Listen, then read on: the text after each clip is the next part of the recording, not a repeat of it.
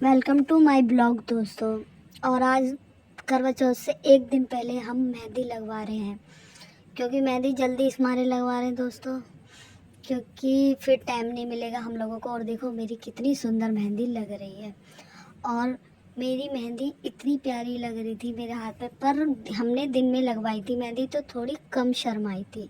हमारे यहाँ मेहंदी जब थोड़ी दिन में लगाते हैं तो कहते हैं शर्माती है मेहंदी। और ये मेरी बहन का फ़ोटो, वो मेरे से कह रही थी ये ड्रेस कैसी लगी। और उसके बाद हमारी मेहंदी देखो पूरी सुंदर लग रही है ना दोस्तों। और पूरे हाथ में मेरे को भरी भरी मेहंदी अच्छी लगती है, क्योंकि मेरे को ना जैसे करवा चौथ है तो दुल्हन की तरह तैयार हो, अच्छे से मेहंदी लगाएं तो अच्छा लगता है, इस वजह से। और मैं हर फेस्टिवल को अच्छे से बनाती हूँ। यहाँ देखो मैं वीडियो बना रही थी कि मैं वीडियो बनाते बनाते मेरी ब्लॉग भी चल रहा था। और मेरी मेहंदी पूरे हाथों में लग चुकी है दोस्तों। और करवा चौथ का दिन हमारे अगले दिन की तैयारी स्टार्ट हो गई। ये मैं रील्स बनाई थी, ये है मेरी साड़ी जो मैं करवा चौथ पे पहनूंगी, नेकलेस और इयररिंग्स और टीका। उसके बाद हमारी चूड़ियाँ और फिर हमारा गजरा और ये क्रोम और बिंदी बिंदी, ये सब मैंने दोस्तों नहीं ली थी। और ये हमारी करवा चौथ की प्लेट है। और ये हमारा सब रेडी है। हमारे रुपिंदर जी का कुर्ता भी रेडी है, मैचिंग का लिया था। आप लोगों को पसंद आए तो आप मुझे कमेंट करना, मैं आपको बताऊंगी ये कहाँ से लिया मैंने कुर्ता। और अगले दिन करवा चौथ की स्टार्ट हो चुका था। और हमें सुबह देखो, सुबह सुबह मेरी मेहंदी दिखाई थी कितनी डार्क हो गई ना दोस्तों। और मैं अपने बाल सुखा रही थी। आप लोग कहोगे कि आपने ब्लैक पहना है, ये पहना है, लेकिन मैंने ब्लैक इस मारे पहना है क्योंकि मेरे बाल गीले थे ना, तो कम कपड़े ख़राब ना हो जाए इसी चक्कर में। और मैं नेल पेंट लगा रही थी अपने हाथों में, क्योंकि मैंने कहा सुबह सुबह जल्दी से ये तैयारी कर लें छोटी मोटी, फिर बाद में काम बहुत होगा दोस्तों। फिर ये देखो मैंने पैरों में हाथों में नेल पेंट लगा ली।